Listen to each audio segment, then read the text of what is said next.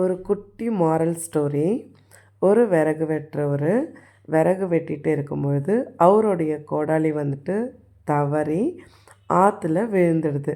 So அப்போ அவருக்கு என்ன பண்ணுறது அப்படின்னு சொல்லிட்டு தெரியல.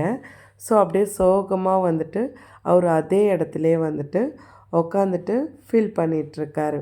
அப்போ அவர் முன்னாடி ஒரு தேவதை வந்துட்டு அவர்கிட்ட ஒரு தங்க கோடாரி, ஒரு வெள்ளி கோடாரி, அவருடைய கோடாரி 3த்தையும் எடுத்து காட்டி, எது உங்களுடையது அப்படின்னு சொல்லி கேட்குறாங்க.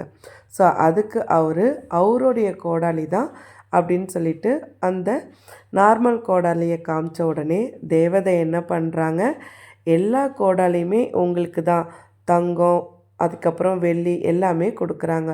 ஸோ நம்ம எப்பயுமே உண்மையாக இருந்தோம் அப்படின்னு சொன்னால் நம்ம எதிர்பார்க்கறதுக்கு மேலேயே நம்மளுக்கு நிறைய கடவுள் கொடுப்பாரு.